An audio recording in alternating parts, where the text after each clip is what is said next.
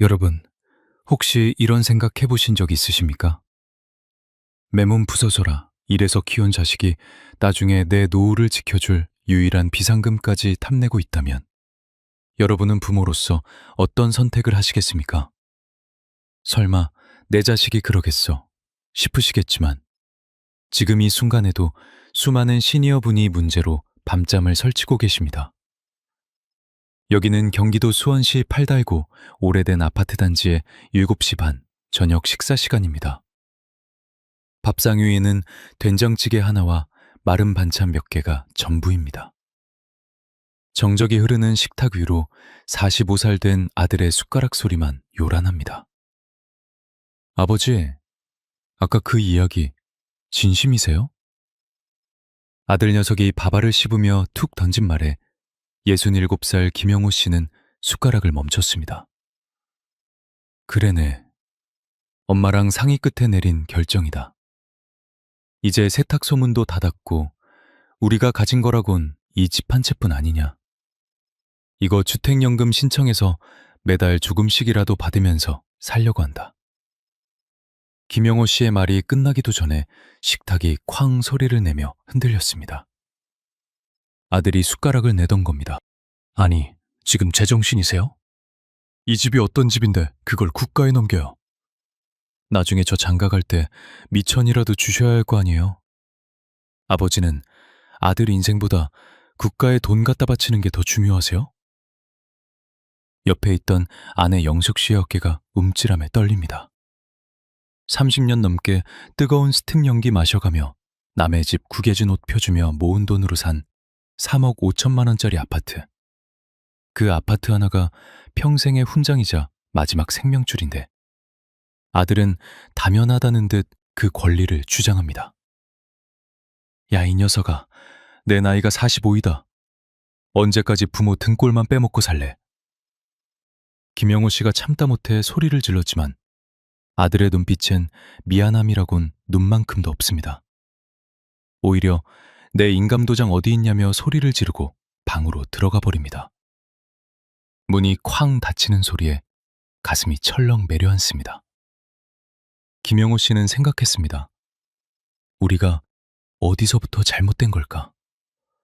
한때는 수원 남문시장에서 인구 부부라고 소문도 나고 아들놈 서울대학 보냈을 땐 온 동네 잔치를 했었는데 이제 남은 건 텅 빈 통장과 부모를 돈줄로만 보는 자식뿐이라는 사실이 뼈아프게 다가옵니다.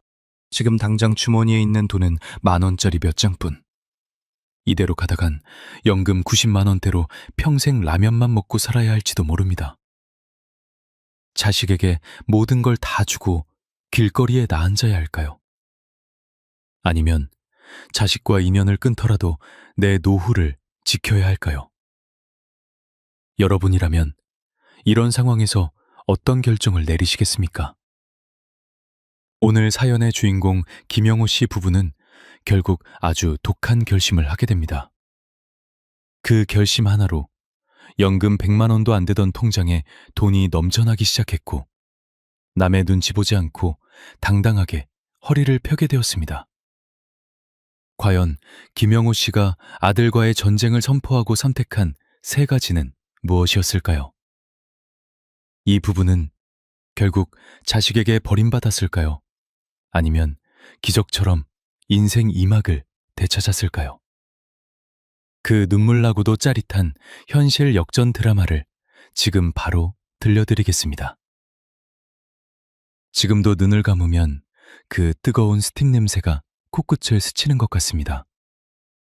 경기도 수원시 팔달구 남문시장 입구에서 35년을 지켰던 우리 부부의 대박 세탁소.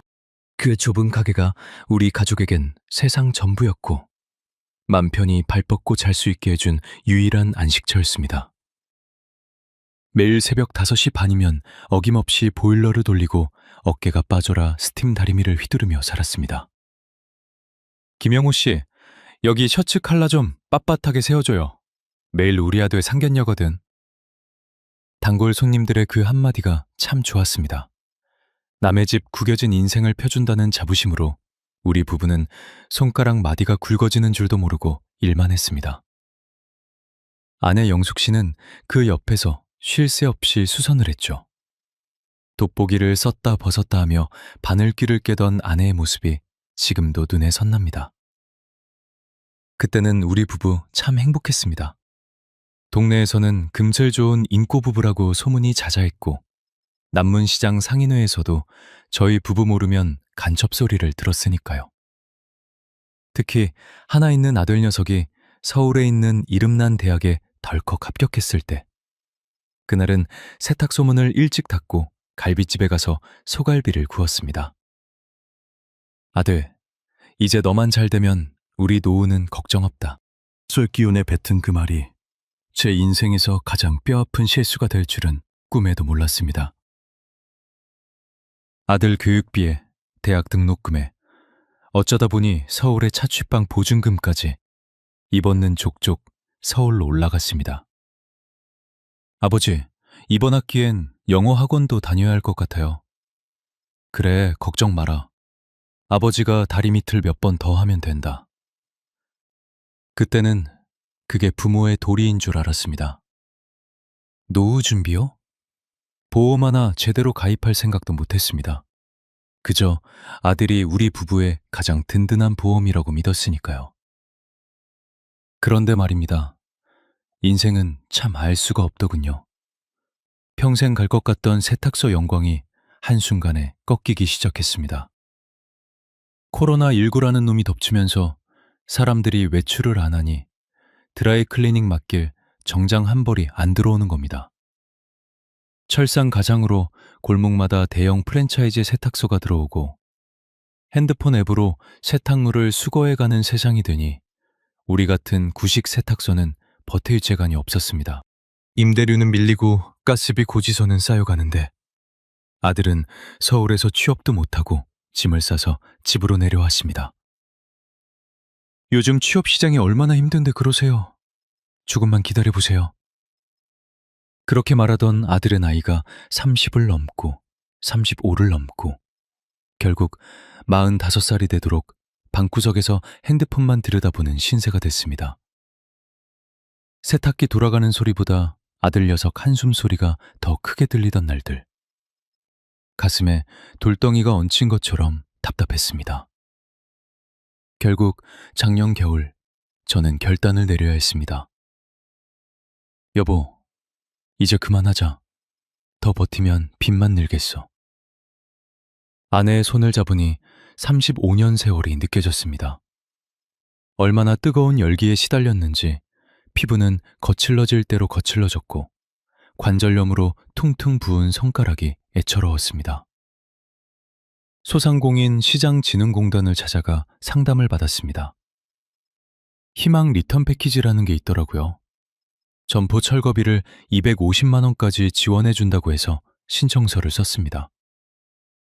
평생을 바친 내 일터를 내 손으로 부수기로 결정하던 날, 철거업체 사람들이 와서 기계들을 뜯어내는데 내 몸 일부가 찢겨 나가는 것 같았습니다. 텅 빈 가게 안에는 쾌쾌한 세제 냄새와 먼지만 남았습니다. 사장님, 그동안 고생 많으셨어요.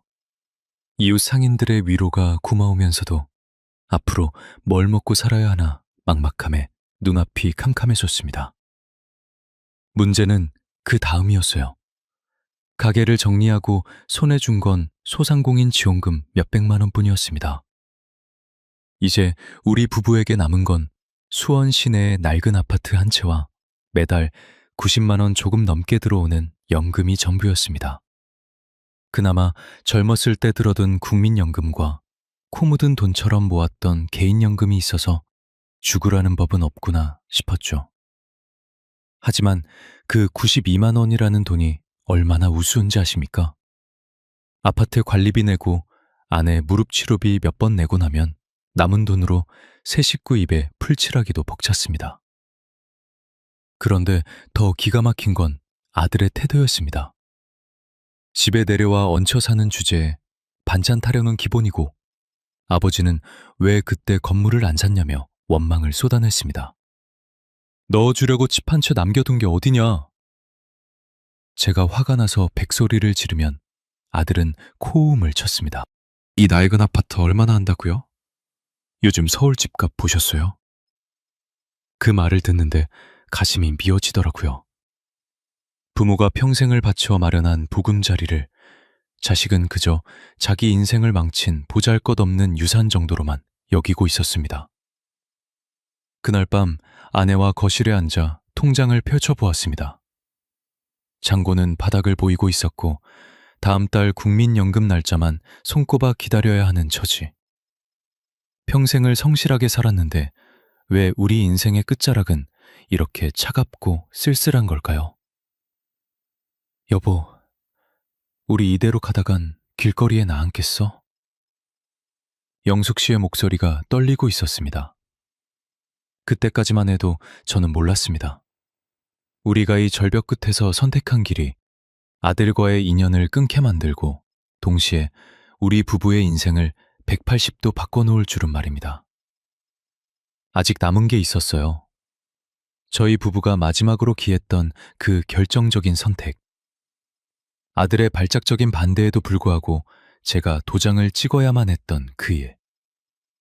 도대체 그 일이 무엇이었을까요? 그리고 45살 아들은 왜 그토록 부모에게 잔인한 말을 퍼부었던 걸까요? 통장에 찍힌 숫자를 보면 한숨부터 나오는 게 요즘 우리네 노후라지요. 세탁소 문을 닫고 맞이한 첫 번째 달 제 통장에 들어온 돈은 정확히 924만 4천 원이었습니다. 평생 남의 집 옷가지들 칼같이 줄 세워가며 모은 결과가 겨우 이 숫자 하나라니 참으로 허망하더군요. 국민연금에서 65만 원, 예전에 들어둔 쥐꼬리만한 개인연금에서 27만 원. 그게 우리 부부의 한 달 생눈줄이었습니다. 여러분, 혹시 한 달에 100만 원도 안 드는 돈으로 다 큰 아들까지 셋이서 살아보신 적 있으십니까? 제일 먼저 나가는 게 아파트 관리비더군요. 수원 영통에 있는 이 낡은 아파트. 오래돼서 그런지 겨울엔 난방비가 무섭게 나옵니다. 관리비 25만 원 쑥 빠져나가고 아내랑 제 핸드폰 요금에 인터넷 비 합치면 10만 원이 또 사라집니다. 여기에 아내 희연 씨 무릎 관절염 약값, 재료 약까지 보태고 나면 남는 돈은 고작 40만 원 남짓입니다. 그 돈으로 30일 동안 세 식구 밥을 해 먹어야 합니다. 여보, 오늘 시장 갔더니 배추값이 또 올랐더라고요. 그냥 김치 사 먹는 게 낫겠어요. 아내가 시장 바구니를 내려놓으며 힘없이 말합니다. 그 깐깐하던 희연 씨가 배추 한 포기 가격에 손을 떠는 모습을 보는데 가슴 한구석이 찌릿하게 아파왔습니다. 그런데 문제는 그 다음이었어요. 집에만 있는 45살 아들 녀석은 부모 속도 모르고 매일 배달 음식을 찾습니다. 아버지, 요즘 누가 집밥만 먹어요. 치킨 한 마리 시켜 먹게 3만 원만 주세요. 염치도 없는 그 소리에 버럭 화를 내고 싶었지만 자식 기죽이는 것 같아 꾸역꾸역 참으며 10,000원짜리 3장을 건넸습니다. 그 돈이 나가면 우리 부부는 일주일을 라면으로 때워야 하는데 말입니다. 그러던 어느 날이었습니다. 답답한 마음에 팔달구청 근처를 걷다가 우연히 벽에 붙은 포스터 하나를 보게 되었습니다.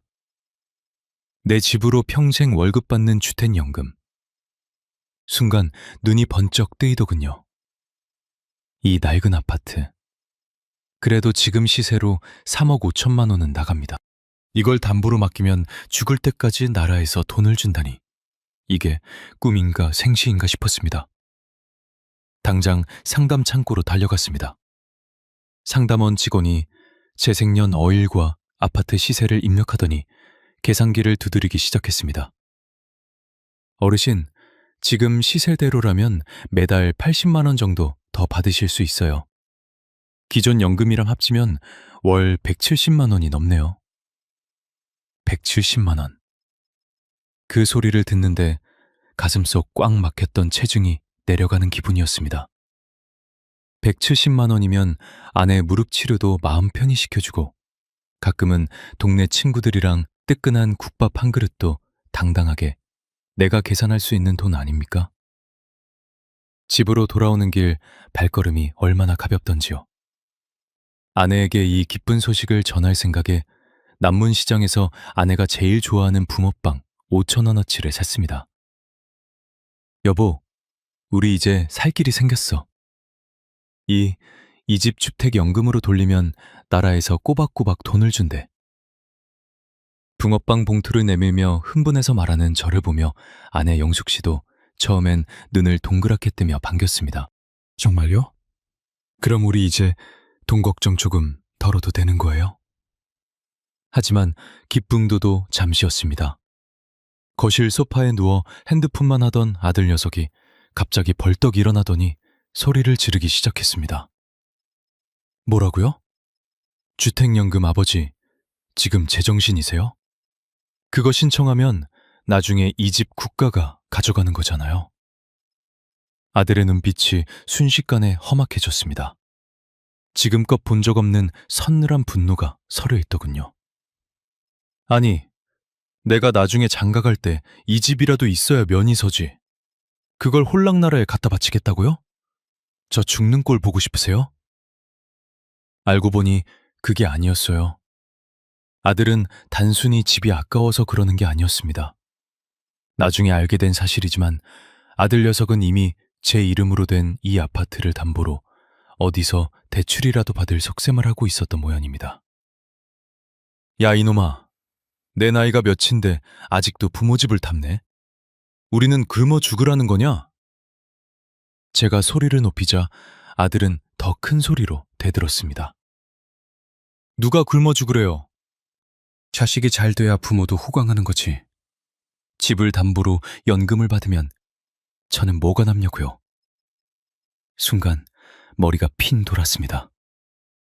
내 노후보다 자기 손에 들어올 유산이 더 중요하다는 자식의 말. 가슴에 대못이 박힌다는 게 이런 기분일까요? 이게 다가 아니었습니다. 아들의 반대는 시작에 불과했습니다. 다음 날부터 아들은 집안을 지옥으로 만들기 시작했습니다. 밥상은 없는 건 기본이고 아내에게 입에 담지 못할 막말까지 쏟아붓더군요. 여러분, 이런 상황에서 여러분은 어떻게 하시겠습니까? 자식의 장래를 위해 내가 굶주리는 길을 택하시겠습니까? 아니면 자식과 담을 싸더라도 내 인생을 찾으시겠습니까? 여기서 끝이 아니에요. 아들의 협박은 날이 갈수록 교묘해졌고 급기야는 저도 몰랐던 충격적인 사실 하나가 터져나오게 됩니다. 그 사실 때문에 저희 부부는 결국 짐을 싸서 집을 나갈 결심까지 하게 되죠. 그날 이후 우리 집은 말 그대로 얼음장 같은 정적만 흐르는 무덤이 되어버렸습니다. 아침마다 들리던 찌개 끓는 소리도 사라졌고 아내는 아들 눈치를 보느라 거실에도 못 나오고 방 안에만 웅크리고 있었습니다. 45살이나 먹은 놈이 부모에게 소리를 지르고 밥상을 없다니 저는 밤마다 천장을 보며 자책했습니다. 내가 자식을 잘못 키웠구나. 오냐오냐 하며 서울대학 보내놓으면 제 앞가림은 할 줄 알았는데 그게 다 내 욕심이었나. 나중에 알았는데요. 아들이 그토록 주택연금을 반대했던 건 단순히 상속 때문이 아니었습니다. 그놈에겐 부모에게 말하지 못한 끔찍한 비밀이 숨겨져 있었죠.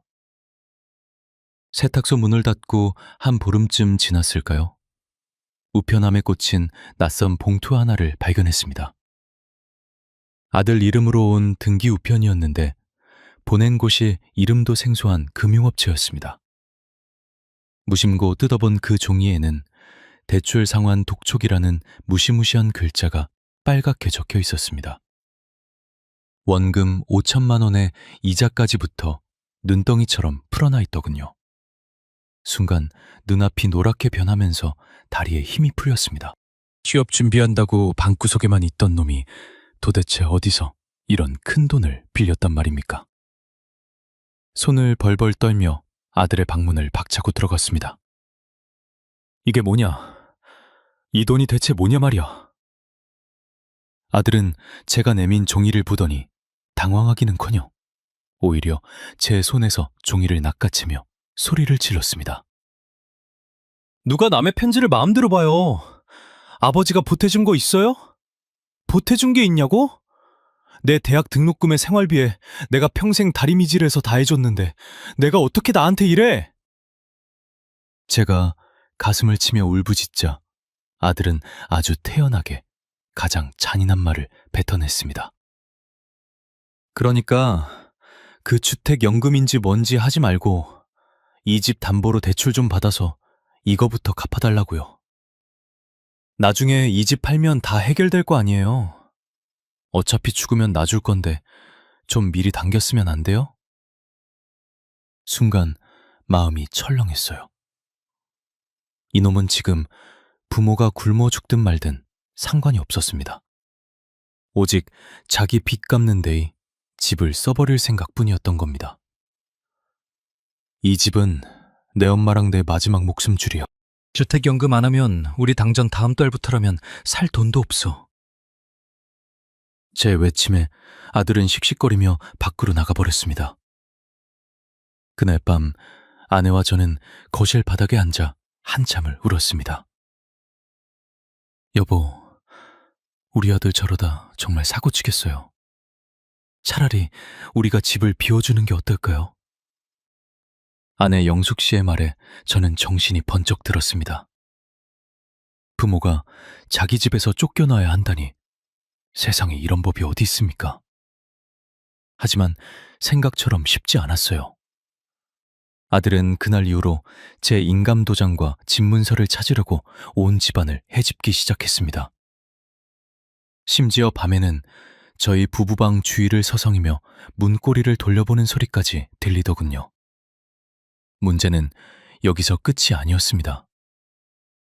며칠 뒤 모르는 번호로 전화 한 통이 걸려왔습니다. 아들의 친구라는 사람이었는데 아들이 여기저기 돈을 빌리면서 우리 아버지가 수원에 3억 넘는 아파트가 있으니 조금만 기다리면 다 갚을 수 있다고 장담을 하고 다녔다는 겁니다. 가슴이 무너져 내렸습니다. 평생 정직하게 세탁소 운영하며 신용 하나로 살아온 제 인생이 자식놈 때문에 한순간에 사기꾼의 아버지가 될 판이었습니다. 아버님, 아들 인생 살려주세요. 이번에 안 갚으면 걔 정말 큰일 납니다. 아파트 담보로 돈 좀 뽑아주세요. 그 친구라는 사람의 협박조 섞인 목소리를 들으며 저는 주먹을 꽉 쥐었습니다. 여러분, 만약 여러분의 자식이 이런 상황이라면 여러분은 어떻게 하시겠습니까? 자식을 살리기 위해 평생의 집을 담보로 사채 빚을 갚아주겠습니까? 아니면 자식을 포기하더라도 내 노후를 지키시겠습니까? 솔직히 포기하고 싶었습니다. 다 포기하고 그냥 이 집 주고 어디 산속으로라도 들어가고 싶었습니다. 하지만 옆에서 덜덜 떨고 있는 아내의 손을 본 순간 제 안에서 무언가 단단한 것이 치밀어 올랐습니다. 더 이상은 안 된다. 여기서 밀리면 우리 부부는 정말 끝이다. 저는 결심했습니다. 아들에게서 내 아내와 내 인생을 지키기 위해 지금껏 한 번도 해보지 못한 가장 모진 일을 하기로 말입니다. 그때까지만 해도 괜찮았습니다. 아들이 설마 부모를 해치게 들기야 하겠네고 생각했지요. 하지만 인생은 제 예상보다 훨씬 더 가혹했습니다. 다음날 아침 잠에서 깬 제가 거실로 나갔을 때 집안 풍경은 그야말로 지옥이 따로 없었습니다. 아들이 제 인감도장을 찾으려고 집안 가구들을 다 때려 부수고 있었던 겁니다. 여기서 끝이 아니에요. 아들의 관계 어린 행동은 이제 시작에 불과했습니다. 과연 이 아수라장 속에서 김영호 씨 부부는 어떻게 탈출했을까요? 그리고 아들의 소나기에서 그 소중한 집을 어떻게 지켜냈을까요? 인생에서 가장 처절했던 그날의 사투가 시작됩니다. 그날 아침 8시 반. 거실은 발 디딜도 없이 엉망진창이었습니다. 아들 녀석이 제 인감도장을 찾겠다고 서랍이란 서랍은 다 빼놓고 아내가 애지중지하던 낡은 수납장까지 박살을 내놨더군요. 여보, 나 무서워요. 저게 정말 우리 아들 맞아요? 아내 영숙 씨는 방구석에 앉아 덜덜 떨고 있었습니다. 35년 동안 세탁소에서 뜨거운 연기 마시며 같이 고생한 아내인데 노후에 이런 꼴을 보여준다는 게 죽기보다 더 괴로웠습니다. 생각처럼 쉽지 않았어요. 자식을 경찰에 신고할 수도 없고 그렇다고 이대로 있다간 아내까지 몸을 판이었습니다. 저는 결심했습니다. 일단 이 집에서 나가야겠다고 말이죠. 아들이 씩씩거리며 밖으로 나간 사이 우리 부부는 칠작전이라도 하듯 서둘러 짐을 쌌습니다. 소금 몇 벌과 당뇨약, 그리고 가장 중요한 제 신분증과 통장을 챙겼습니다. 평생을 바쳐 마련한 3억 5천만 원짜리 내 집인데 주인인 우리가 도둑놈처럼 뒷문으로 도망쳐 나와야 하다니요. 수원역 근처로 걸어가는 내내 발걸음이 떨어지지 않아 몇 번이나 뒤를 돌아보았습니다. 혹시 이런 분 계세요? 내 자식 무서워서 내 집에도 못 들어가고 길거리를 헤매본 경험 말입니다. 그 창담함은 겪어보지 않은 사람은 절대 모릅니다. 우리가 처음 찾아간 곳은 수원역 근처의 작은 24시 찜질방이었습니다. 15,000원을 내고 들어간 그 좁고 시끄러운 곳에서 우리 부부는 서로의 손을 꼭 잡고 누웠습니다. 김영호 씨, 우리 이제 어떡해요? 아들이 우리 찾으면 어떡하죠? 아내의 눈물 섞인 물음에 저는 대답 대신 입술을 깨물었습니다. 문제는 그 다음이었어요. 아들은 우리가 집을 나간 걸 알자마자 무시무시한 문자를 보내오기 시작했습니다. 당장 돌아와서 서류 내놔라. 안 오면이 집 다 때려 부수겠다. 핸드폰 진동 소리가 들릴 때마다 심장이 덜덜 떨려 결국 전원을 꺼버리고 말았습니다. 그렇게 찜질방 딱딱한 바닥에서 하룻밤을 지새우고 나니 오히려 머릿속이 맑아지더군요. 그래, 자식에게 휘둘리다 길거리에서 죽느니 욕을 먹더라도 내 노후는 내가 챙기자. 다음 날 아침 저는 아내를 데리고 한국주택금융공사 수원지사를 찾아갔습니다. 상담 창구에 앉아있는 젊은 직원을 보니 방구석에 있는 아들 녀석 생각이 나서 울컥 화가 치밀었습니다. 어르신, 주택연금 신청하러 오셨나요? 표정이 너무 안 좋으신데 어디 편찮으세요? 직원의 친절한 물음에 아내는 결국 참았던 눈물을 터뜨렸습니다. 저는 떨리는 손으로 아파트 등기부등본과 서류들을 내밀었습니다. 알고 보니 그게 아니었어요. 주택연금이라는 게 신청만 하면 끝인 줄 알았더니 절차가 꽤나 꼼꼼하더군요. 아파트의 정확한 시세를 확인하고 나중에 우리가 죽고 나서 집값이 남으면 자식에게 상속된다는 설명도 들었습니다. 자식에게 줄 게 남긴 남는군요. 제 물음에 직원은 고개를 끄덕였습니다. 그럼요. 쓰고 남은 돈은 상속인에게 돌아가니 걱정 마세요. 그 말을 듣는데 허드음이 나왔습니다. 부모를 벼랑 끝으로 밀어낸 자식에게 죽어서까지 돈을 남겨줘야 한다는 현실이 참으로 기가 막혔습니다. 그래도 펜을 들어 신청서에 제 이름을 꾹꾹 눌러 썼습니다. 김, 승, 민.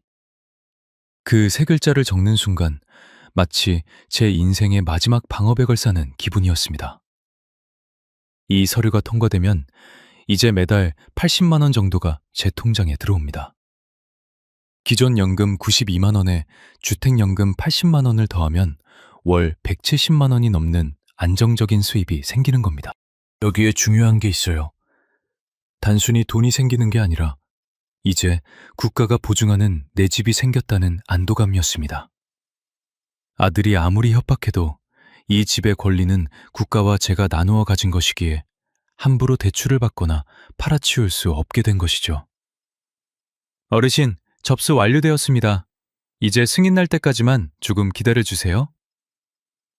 상담실을 나오는데 아내 영숙 씨가 제 팔을 꼭 잡았습니다. 김영우 씨, 우리 정말 잘한 거 맞죠? 그래, 잘한 거야. 우리 이제 아들 눈치 안 보고 우리 돈으로 당당하게 밥 먹고 살자. 하지만 기쁨도 잠시였습니다. 상담실 문을 열고 나오는데 복도 저 멀리서 낯익은 실루엣이 보였습니다. 어떻게 알았는지 아들 녀석이 씩씩거리며 지사 안으로 들어오고 있더군요. 순간 마음이 철렁했어요. 놈의 눈은 뒤집혀 있었고 사람들이 보는 앞에서도 소리를 지르기 시작했습니다. 아버지, 진짜 도장 찍었어요?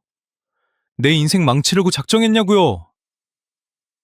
평생을 성실하게 살아온 노부의 마지막 희망이 또다시 자식이라는 벽에 부딪히는 순간이었습니다. 여러분, 만약 공공기관 복도에서 자식이 이렇게 행패를 부린다면 여러분은 어떻게 대처하시겠습니까? 저는 그날 제 평생 가장 차가운 표정으로 아들을 똑바로 쳐다보았습니다. 여기서 끝이 아니에요. 아들의 관계는 이제 선을 넘기 시작했고 우리 부부는 결국 단 한 번도 생각해보지 못한 최후의 수단을 쓰기로 결심하게 됩니다. 그날 이후로 우리 가족의 인연은 영원히 끊어지게 되었죠. 그토록 가슴을 졸이던 일주일이 지나고 오후 2시쯤 제 핸드폰으로 짧은 문자 한 통이 도착했습니다. 한국주택금융공사 주택연금 승인 완료. 내일부터 연금이 지급됩니다. 그 문자를 보는 순간 마치 35년 동안 짊어지고 있던 무거운 다리 밑판에 비로소 내려놓는 것 같은 기분이 들었습니다. 다음 날 아침 통장 정리기를 돌리는데 주택연금 80만 원이라는 글자가 선명하게 찍혀 나오더군요. 기존에 받던 국민연금 92만 원에 더하니 우리 부부 통장에 정확히 172만 원이라는 거금이 모였습니다. 다 된 줄 알았는데 숫자가 주는 힘이 대단하더라고요. 가장 먼저 한 일은 아내 영숙 씨를 데리고 수원 남문 근처에 이름난 갈비탕 집에 가는 것이었습니다. 여보, 오늘은 내가 살 테니까 제일 비싼 갈비탕으로 시켜요. 김이 모락모락 나는 고기 국물을 한 수 뜨는 아내의 얼굴에 정말 오랜만에 발그레한 생기가 돌았습니다. 그동안 10,000원짜리 한 장 벌벌 떨며 시장터에서 시든 배추만 고르던 아내였는데 국밥 한 그릇 마음 편히 사줄 수 있다는 게 가장이자 남편으로서 얼마나 큰 위로가 되던지요. 혹시 이런 분 계세요? 나이 먹고 돈 없으면 내 집에서도 죄인 같고 친구 앞에서도 입이 안 떨어지잖아요. 그런데 통장에 단돈 100만 원이라도 여유돈이 생기니까 굽었던 제 허리가 절로 펴지는 것 같았습니다. 그 길로 약국에 들러 아내 무릎에 붙일 보험 적용되는 비싼 파스도 사고 제 당당뇨 약도 넉넉하게 처방받아 왔습니다. 이게 바로 우리가 꿈꾸던 평범한 노후였는데 그동안 참 멀리도 돌아왔다는 생각이 들더군요. 막상 해보니까요. 돈보다 더 무서운 게 사람 마음이 뛰다. 집안 분위기가 묘하게 바뀌기 시작했거든요. 주택연금을 신청하던 날 그렇게 행패를 부르던 아들 녀석이 거짓말처럼 얌전해진 겁니다.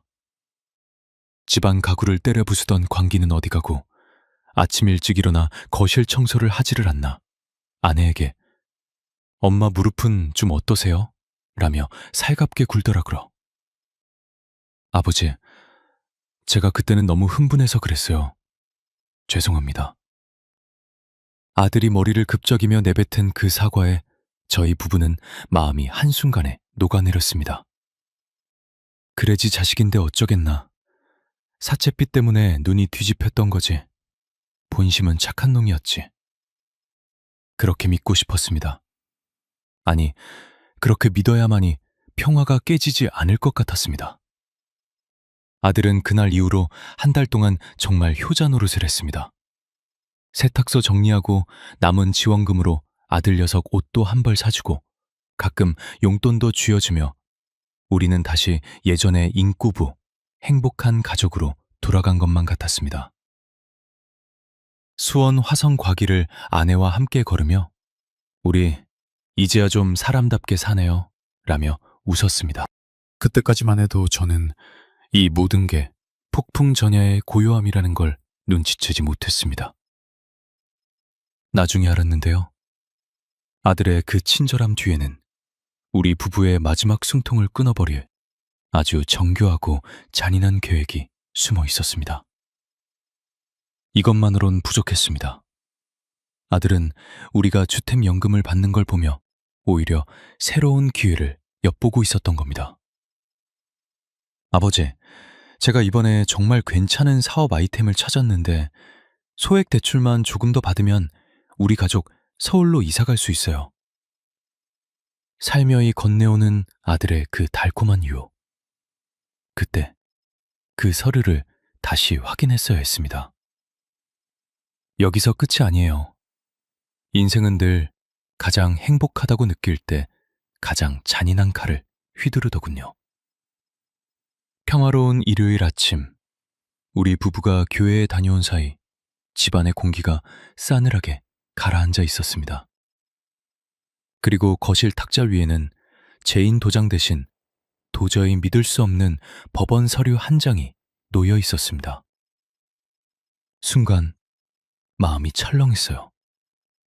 분명히 주택연금을 신청해서 안전하다고 믿었던 내 집인데 도대체 왜 이런 종이가 날아온 걸까요? 아들이 한 달 동안 부모 비위를 맞추며 몰래 준비했던 것. 그것은 주택연금보다 훨씬 더 무섭고 법적으로도 되돌리기 힘든 끔찍한 덫이었습니다. 그런데 말입니다. 인생은 제 편이 아니었습니다. 일요일 정오. 교회에서 아내와 손을 잡고 돌아오던 그 길이 제 인생의 마지막 평화였다는 걸. 현관문을 열기 전까지는 꿈에도 몰랐습니다. 집안은 이상하리 만큼 조용했습니다.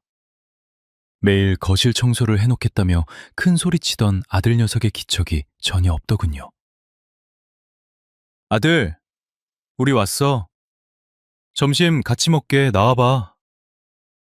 영숙 씨가 다정하게 불렀지만 아들의 방에선 아무런 대답이 없었습니다. 방문을 열어본 순간 제 심장은 그대로 멈춰버리는 줄 알았습니다. 방 안은 텅 비어 있었습니다. 옷장문은 활짝 열려 있고 아들이 가지고 있던 낡은 캐리어와 노트북이 흔적도 없이 사라졌더군요. 그때 그 서류를 다시 확인했어야 했습니다. 거실 식탁 위에는 덩그러니 종이 한 장이 놓여 있었습니다. 부들부들 떨리는 손으로 그 종이를 집어들었습니다. 법원에서 날아온 소장도 아들의 편지도 아니었습니다. 그것은 제명으로 된 신용대출 약정서와 제 통장의 비밀번호가 바뀐 것을 알리는 통지서였습니다. 순간 마음이 철렁했어요. 머릿속이 하얘지며 다리가 후들거렸습니다. 알고 보니 아들의 그 지급정성하던 효도는 모두 연극이었습니다. 한 달 동안 제 말벗이 되어주고 핸드폰 사용법을 가르쳐준다며 제 손에 들린 핸드폰을 만지작거리던 이유가 따로 있었던 겁니다. 요즘은 핸드폰 하나면 못하는 게 없는 세상이라죠.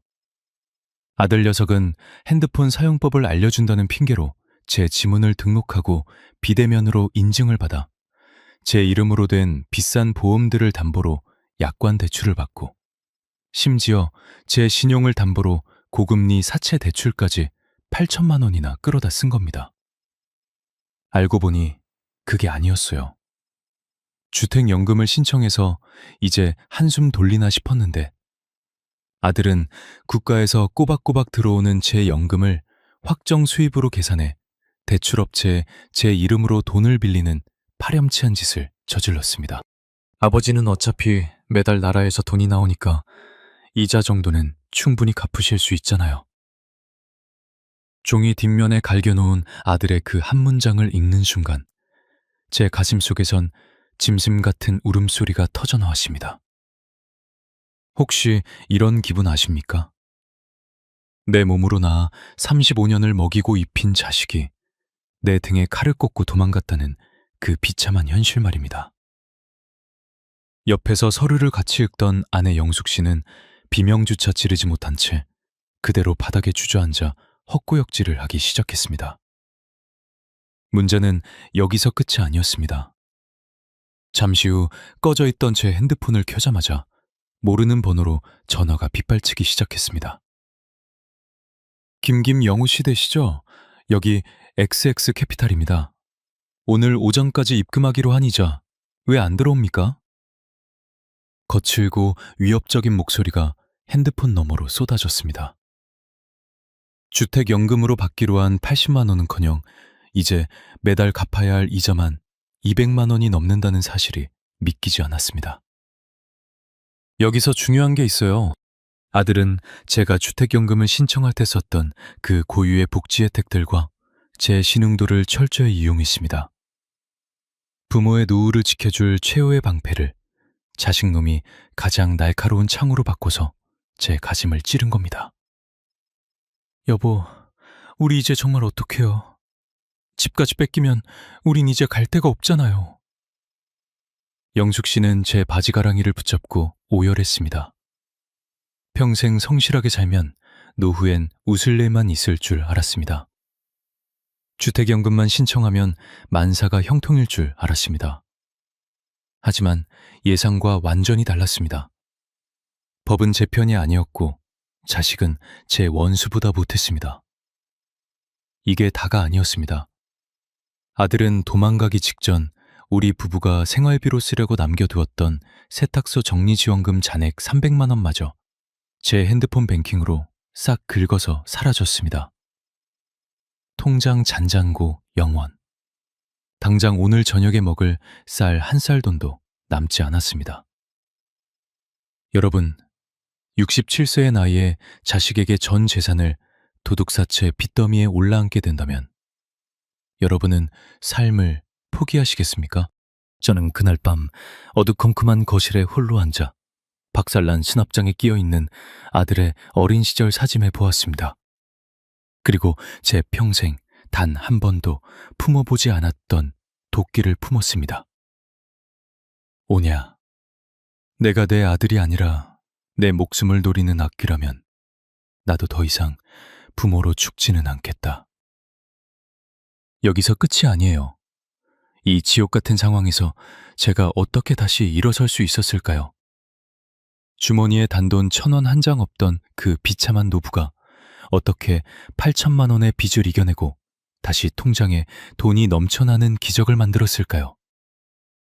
그 처절하고도 독한 복수와 부활의 기록이 이제 시작됩니다. 그날 밤 우리 부부는 보일러도 켜지 못한 차가운 거실 바닥에서 서로의 체온의 의지에 밤을 지새웠습니다.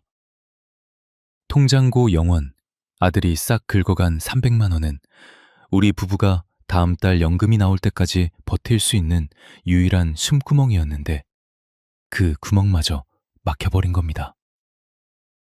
여보, 내일 당장 주민센터라도 가봐요. 우리 이러다 굶어 죽는 거 아니에요? 영숙 씨의 목소리는 갈라져 있었습니다. 평생 남의 옷드라이 클리닝해주며 깨끗하게 살아온 세월인데 내 자식 때문에 구걸이라도 해야 하는 처지가 된 게 참으로 기가 막혔습니다.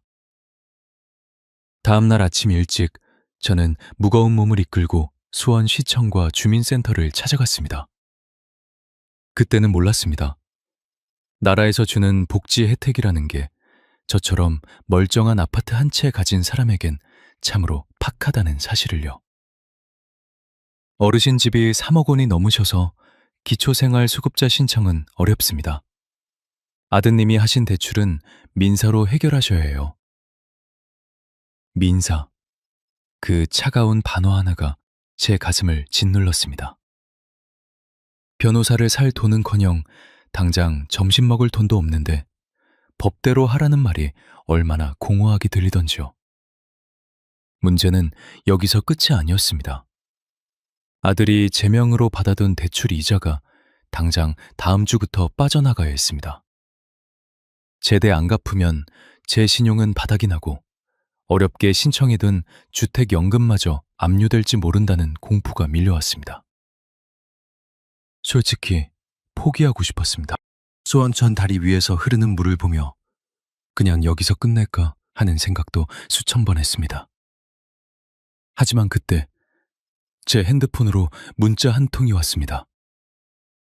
김영우 씨, 무르파스 다 떨어졌는데 올 때 좀 사줄래요? 아내의 그 소박한 부탁 하나가 저를 다시 땅으로 끌어내렸습니다. 내가 여기서 무너지면 저 가련한 여자는 누가 지켜주겠나 싶더군요. 저는 그 길로 인력사무소를 찾아갔습니다. 사장님, 저 세탁소 35년에서 희망하는 자신 있습니다. 뭐든 시켜만 주십시오. 당장 오늘 일당이 급합니다. 67의 나이에 공사판 잡선 저를 보며 사무소 소장은 혀를 끄쳤습니다. 영감님, 이 나이에 사고 나면 우리만 손해요. 그냥 돌아가세요. 막상 해보니까요, 자존심은 배고픔 앞에 아무개도 쓸모 없었습니다. 저는 소장 앞에 무릎을 꿇다시피 매달렸습니다. 결국 그날 오후부터 수원 인근 물류창고에서 박스 나르는 일을 시작했습니다. 스팀 다리미 대신 무거운 택배 상자를 들고 먼지 자욱한 창고에서 10시간을 버텼습니다. 허리는 끊어질 것 같고 손가락 마디마디가 비명을 지렀습니다. 하지만 저녁에 받은 일당 12만 원. 그 빳빳한 만원짜리 12장을 손에 쥐었을 때 저는 세탁소 대박났던 날보다 더 진한 눈물을 흘렸습니다. 이 돈이면 아내 약을 사고 오늘 저녁 따뜻한 쌀밥을 지을 수 있습니다. 나중에 알았는데요. 제가 참고에서 박스를 나르는 동안 아내 희연 씨도 가만히 있지 않았더라고요. 집에 돌아오니 아내가 부엌 식탁에 종이 뭉치를 잔뜩 쌓아두고 무언가를 열심히 적고 있었습니다. 이게 다 뭐예요, 여보? 김영우 씨, 우리 아파트 단지에 실버 택배랑 안전지킴이 모집 공고가 떴더라고요. 저도 내일부터 면접 보러 가려고요. 우리 둘이 합치면 아들이 벌려놓은 이자 충분히 감당할 수 있어요. 알고 보니 그게 아니었어요. 우리는 자식에게 버림받은 불쌍한 노인이 아니라 서로를 지키기 위해 다시 군장을 매는 전우였습니다. 우리는 그날 밤 식탁 앞에 앉아 앞으로의 생존 계획을 세웠습니다. 첫째, 아들과 법적으로 완전히 남이 되는 절차를 밟을 것. 둘째, 주택연금은 절대로 해지하지 않고 수령액을 지킬 것. 셋째, 몸을 움직여 단돈 10만 원이라도 우리 힘으로 벌 것. 여기서 중요한 게 있어요. 아들이 도망치면서 가져간 제 핸드폰 속 보험 앱과 금융 정보를 전부 초기화하고 보안을 강화했습니다. 더 이상 자식이 제 인생에 빨대를 꽂지 못하도록 가장 잔인하고 단호한 벽을 세운 겁니다. 아버님, 아드님 고소하실 건가요? 무료 법률 상담소에서 만난 변호사가 물었습니다. 저는 잠시 망설였지만 옆에서 제 손을 꼭 잡은 아내의 떨림을 느끼며 고개를 끄덕였습니다.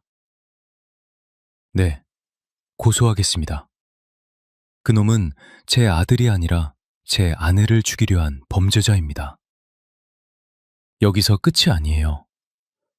빚더미에 올라앉아 오늘만 살던 우리 부부에게 생각지도 못한 두 번째 기회가 찾아옵니다. 우리가 그토록 아꼈던 그 세탁소 기술이 전혀 예상치 못한 곳에서 큰 돈이 되어 돌아오기 시작했거든요.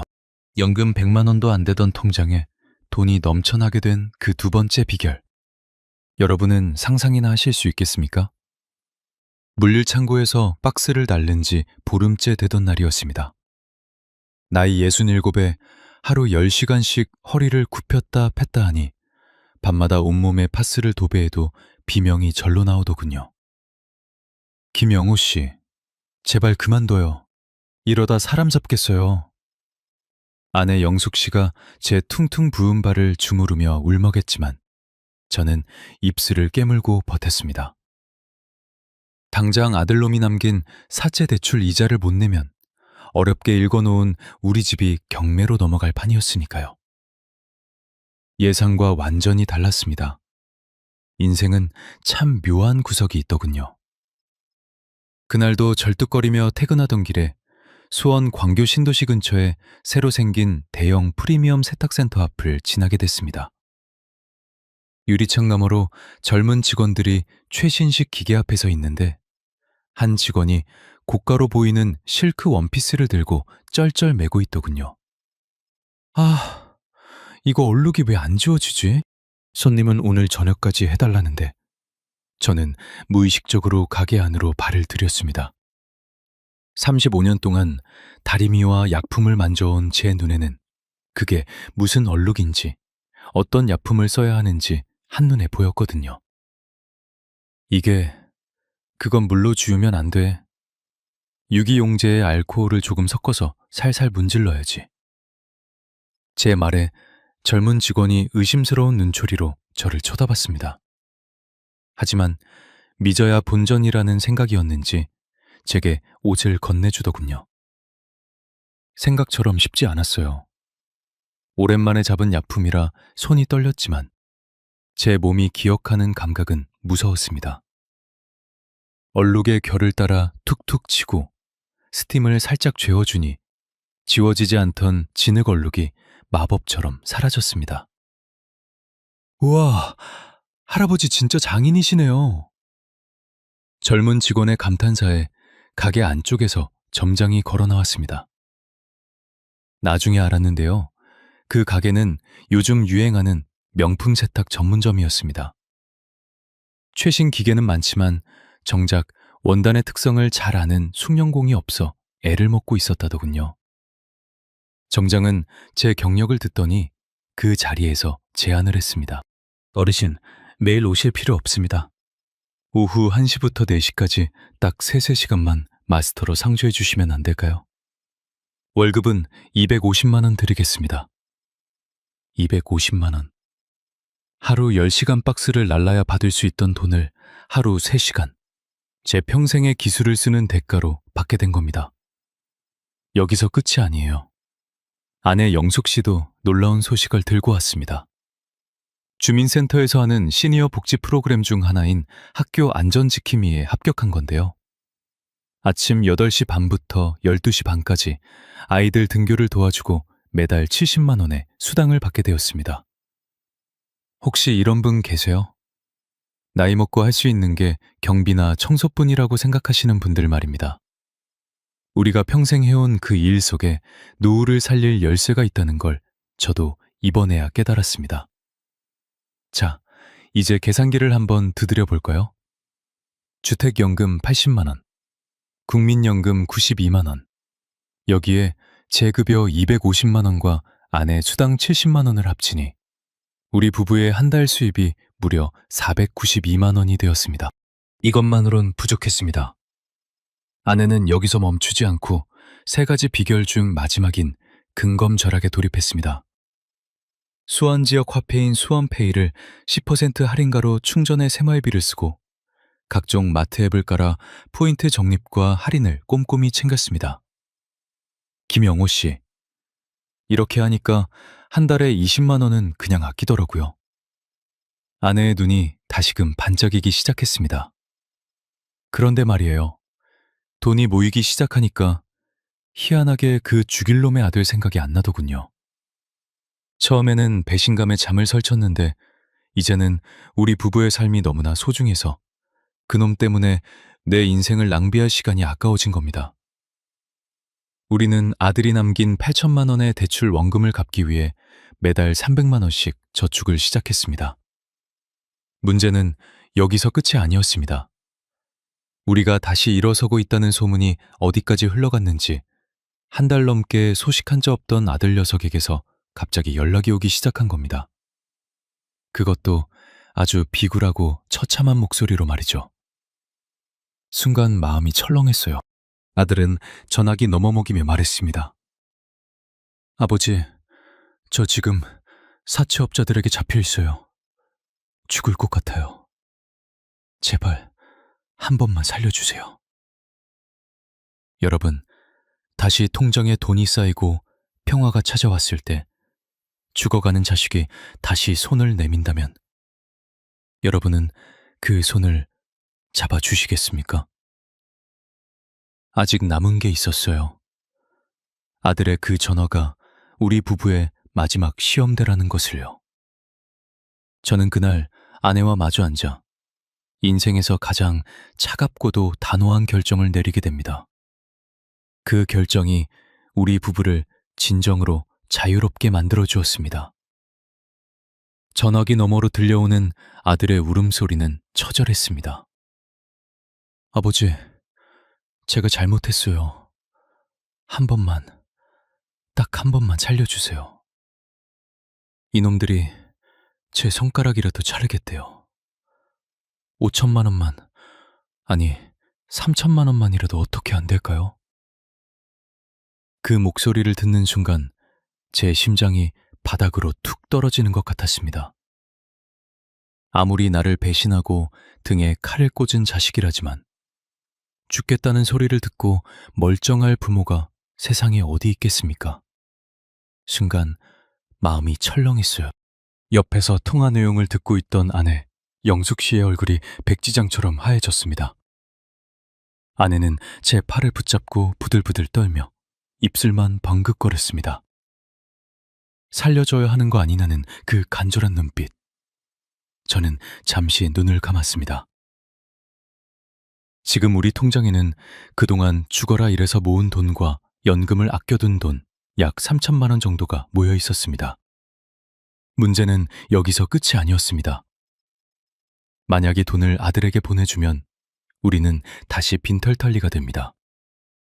우리가 갚아야 할 아들의 남은 대출 원금은 여전히 산더미 같고 아내는 다시 시장터에서 시든 배추를 골라야 하며 저는 다시 물류 창고에서 허리가 끊어져라 박스를 날라야 합니다. 무엇보다 이 돈을 준다고 해서 아들이 정신을 차릴까요? 알고 보니 그게 아니었어요. 제가 침묵하자 전화기 넘어서 낯선 남자의 굵직한 목소리가 들려왔습니다. 어르신, 아들 살리고 싶으면 오늘 저녁 7시 반까지 입금하세요. 집도 있으시면서 왜 이렇게 빡빡하게 구십니까? 사채업자의 그 비아냥거리는 소리를 듣는 순간 제 머릿속에 번개라도 친 듯이 번쩍 들었습니다. 저들은 우리 부부의 주택연금과 이 아파트를 노리고 아들을 이용하고 있는 것이었습니다. 아들아, 내 말 잘 들어라. 제 목소리는 생각보다 차갑고 단단하게 나갔습니다. 아버지, 살려주시는 거죠? 입금해 주시는 거죠? 아니, 못 해준다. 아니, 안 해준다. 생각처럼 쉽지 않았어요. 그 말을 내뱉는 제 입술이 파르르 떨렸습니다. 아들은 비명을 찌르며 욕설을 내뱉기 시작했습니다. 어떻게 아버지가 이래요? 내가 죽어도 상관없다는 거예요? 그 잘난 집구석 국가에 갖다 바치고 부모만 잘 먹고 잘 살겠다는 거예요. 패륜적인 막말이 쏟아졌지만 저는 전화를 끊지 않았습니다. 그래, 내 말대로 나만 잘 먹고 잘 살려다. 35년 동안 세탁소 스팀 연기 마시며 너 하나 사람 만들려고 살았는데 결과가 이거라면 나는 오늘부로 부모라는 이름에 사피를 던지려다. 죽을 각오가 됐으면 그 각오로 거기서 버텨라. 다시는 전화하지 마라. 전화를 끊고 배터리를 빼버렸습니다. 나중에 알았는데요. 그날 제가 돈을 보냈다면 아들은 다시 도박판으로 달려갔을 거라더군요. 아내는 그날 밤 거실에서 짐승처럼 울었습니다. 저도 배니들 적시며 밤을 지새웠죠. 하지만 다음날 아침 우리는 평소처럼 7시 반에 일어났습니다. 아내는 학교 안전지킴이 옷을 챙겨 입었고 저는 세탁마스터 앞치마를 둘렀습니다. 여기에 중요한 게 있어요. 우리가 아들을 외면한 게 아니라 아들을 살리기 위해 독해진 것이었습니다. 우리는 변호사를 통해 아들과 경제적으로 완전히 남이 되는 법적 절차를 마무리했습니다. 제명으로 된 모든 보험과 금융 자산의 본인 확인 강화 서비스를 우리 집 근처에 얼씬도 못하도록 경찰에 신변 보호 요청도 했습니다. 주택연금 덕분에 이 집의 소유권 일부가 공사에 있으니 함부로 압류하거나 뺏어갈 수도 없다는 사실이 얼마나 든든하던지요. 그때까지만 해도 괜찮았습니다. 아들이 정말 잘못될까봐 노심초사했죠. 그런데 한 달 뒤 아들에게서 문자가 왔습니다. 공사 현장에서 잡으로 일하며 찍은 손바닥 사진이었습니다. 아버지, 저 살았습니다. 죽으림 다해 빚 갚으며 살겠습니다. 그 짧은 문자를 보고 아내와 저는 서로를 껴안고 엉엉 울었습니다. 우리가 돈을 주지 않은 것이 결국 자식을 살린 마지막 교육이었음을 깨달은 순간이었습니다. 막상 해보니까요. 노후의 평화는 자식의 효도가 아니라 부모의 단호한 경제적 독립에서 오더군요. 현재 우리 부부의 통장에는 매달 490만 원이 넘는 돈이 들어옵니다. 아들의 빈 이자를 갚고도 한 달에 200만 원 넘게 저축을 합니다. 이제는 주말이면 아내와 수원 행공동 맛집 탐방도 다니고 가을에는 제주도 한 달 살기도 계획하고 있습니다. 여기서 끝이 아니에요. 인생의 폭풍우를 다 겪고 난 지금 제가 여러분께 꼭 드리고 싶은 뼈아픈 조언 3가지가 남았습니다. 이걸 모르면 여러분도 저처럼 자식에게 배신당하고 길거리로 나앉을 수 있습니다. 과연 연금 100만 원도 안 되던 우리 부부를 풍요로운 노후로 이끈 비결은 무엇이었을까요? 여러분, 제가 아들의 전화를 끊고 독하게 마음먹었을 때 주변 친구들은 저보고 자식 버린 비정한 애비라고 손가락질도 했습니다. 하지만 1년이 지난 지금 제 선택이 틀리지 않았음을 증명하고 있습니다. 연금 100만 원도 안 되던 우리 부부의 통장에 돈이 넘쳐나게 된 건 운이 좋아서가 아니라 딱 3가지를 목숨 걸고 지켰기 때문입니다. 첫 번째는 집을 유산이 아니라 연금으로 바꾼 것입니다. 많은 시니어분이 그래도 자식놈 집 한 채는 물려줘야지 하며 이 낡은 아파트를 끝까지 쥐고 계십니다. 하지만 여러분, 내가 굶어 죽어가는데 집 한 채가 무슨 소용입니까? 저는 3억 5천만 원짜리 집을 담보로 주택연금을 신청해 매달 80만 원이라는 마르지 않는 샘물을 만들었습니다. 이게 좋은 점이 뭔지 아세요? 아무리 자식이 사고를 쳐도 이 집은 국가가 관리하기 때문에 함부로 대출을 받거나 팔아치울 수가 없다는 겁니다. 내 노후의 성벽을 국가가 대신 쌓아주는 셈이죠. 두 번째는 죽을 때까지 내 일을 놓지 않은 것입니다. 세탁소 문을 닫았을 때 저는 제 인생이 끝난 줄 알았습니다. 하지만 35년 다리미일 기술은 어디 안 가더라고요. 프리미엄 세탁소 마스터로 일하며 받는 250만 원과 아내가 학교 안전지킴이로 받는 70만 원의 복지수당. 이게 모이니 웬만한 대기업 다니는 자식 월급 안 부럽습니다. 병원비가 무서워서 못 움직이겠다는 분들 계시죠? 오히려 몸을 움직여 일을 하니까 당뇨 수치도 내려가고 무릎보험 청구할 일도 줄어들더군요. 노후에 가장 무서운 건 돈 없는 게 아니라 할 일이 없는 겁니다. 마지막 3번째는 자식과 경제적으로 완벽히 남이 된 것입니다. 이게 가장 힘들고 뼈아픈 조언일 겁니다. 하지만 여러분, 자식이 잘 돼야 나도 호강한다는 생각, 그거 이제는 버리셔야 합니다. 자식의 대출 빚을 갚아주기 위해 내 노후 자금을 깨는 순간 부모와 자식 둘 다 지옥으로 떨어집니다. 저는 아들의 사채 빚을 대신 갚아주는 대신 그놈이 스스로 일어날 수 있게 매몰차게 돌아섰습니다. 그랬더니 그놈이 비로소 제 손으로 땀 흘려 돈을 벌기 시작하더군요. 진정한 효도는 돈을 물려주는 게 아니라 부모가 자식에게 짐이 되지 않는 것임을 잊지 마세요. 알고 보니 그게 아니었어요.